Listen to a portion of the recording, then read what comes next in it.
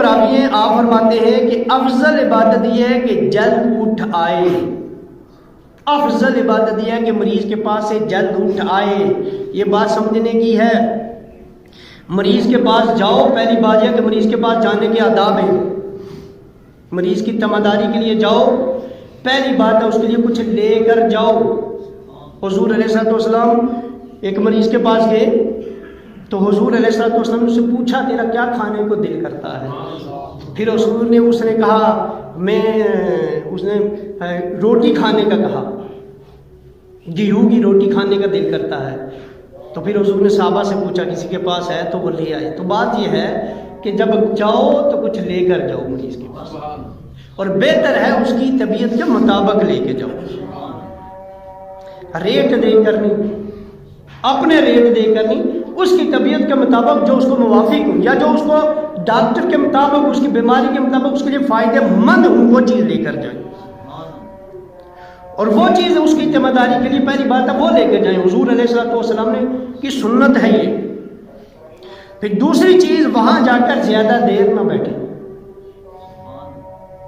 وہاں پر زیادہ دیر پورے گھر والوں کے لیے بھی مصیبت، پھر الٹا اس کے اخراجات زیادہ، بعض اوقات تو ایسا ہو جاتا ہے کہ مریض کی علاج میں اتنا خرچہ نہیں آتا جتنا اس کو دیکھنے والوں پہ آ جاتا ہے، چائے پلا پلا کر، کھانا کھلا کھلا کر۔ اور حضور نے کیا فرمایا؟ افضل یہ ہے مریض کو دیکھنے جاؤ، یہ حکم ہے مریض کو دیکھنے جاؤ، کتنا بڑا ثواب ہے، اور میں نے پہلے آپ کی خدمت میں عرض کر دیا۔ اب کیا ہے، مریض کو دیکھنے کے لیے جاؤ تو زیادہ دیر نہ بیٹھو، اٹھاؤ، وہاں چائے پینے کے لیے مت بیٹھو، وہاں کھانے کھانے کے لیے مت بیٹھو، یہاں تو فوتگی میں جاتے ہیں تو کھا کے آتے ہیں، یہ تو مریض کا حکم ہے، یہ تو اس کا حکم ہے جو مریض ہے کہ وہاں پر زیادہ دیر مت بیٹھو۔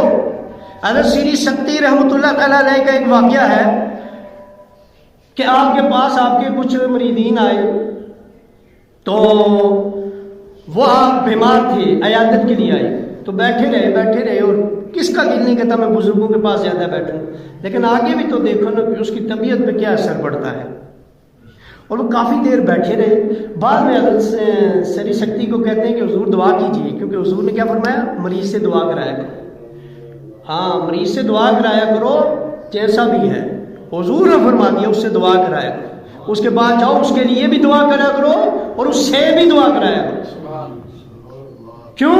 وہ پیچھے حدیث سنا چکا ہوں، اللہ نے کہا میں تو مجھے وہاں پاتا، ابھی اللہ اس کے پاس ہے، ابھی وہ اللہ کے قرب میں ہے، بے شک اللہ ہر جگہ پر، اللہ کے قرب میں ہر کوئی نہیں، وہ اللہ کے قرب میں ہے، تو ابھی اس سے دعا کراؤ، یہ حضور کا حکم ہے، مریض سے بھی دعا کرایا کرو، اور اس کی دعا اللہ تعالیٰ اگر قبول نہ فرمائے تو اللہ حضور کیوں فرما رہے ہیں؟ یہ حضور کی تعلیمات ہے، لہذا مریض کے پاس جاؤ، اس کی دعا کرایا کرو، دعا کرائیں، اس کے لیے دعا کریں، اس کے لیے دعا کرایا کریں، تھوڑا مختصر وقت دیں اور اٹھایا کریں۔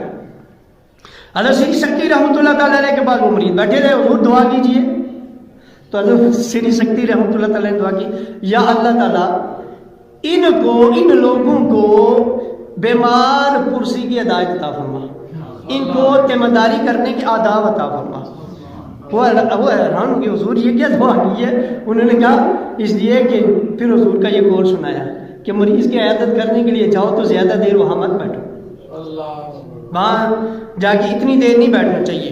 ایک اور واقعہ بھی ہے کہ ایک بندے کی، وہ بھی بزرگوں کا قصہ ہے، کسی میرے ذہن میں بزرگوں کا نام نہیں ہے، کہ ان کے پاس اسی طرح عیادت کے لیے آ گئے تو بیٹھے رہے، تو باقی تو اٹھ کے چلے گئے، تو ایک بار کا بندہ ہوتا ہے جو بڑا شوخیاں بگاڑتا ہے، میری زیادہ محبت ہے، میں ہی زیادہ خیال کرنے والا ہوں، تو وہ وہاں پر بیٹھا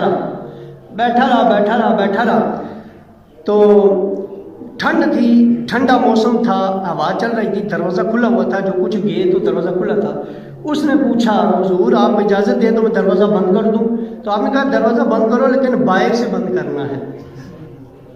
اور وہ سمجھ گیا، اس نے عرض کی، بڑا تھا کوئی بٹیرا تھا، ہم نے کہا حضور آپ کیا کہہ رہے ہیں، باہر سے بند کروں، آپ مجھے بھیجنا چاہتے ہیں؟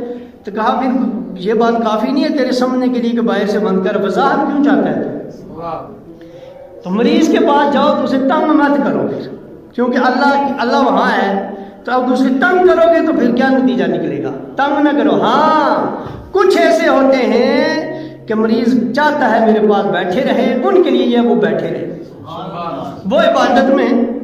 بھائی ہر کوئی مریض آنے کے لیے تو نہیں چاہتا کہ یہ جان چھوڑے ہیں، اور اس موقع پر زیادہ بیٹھنے والی ماں ہی ہوتی ہے۔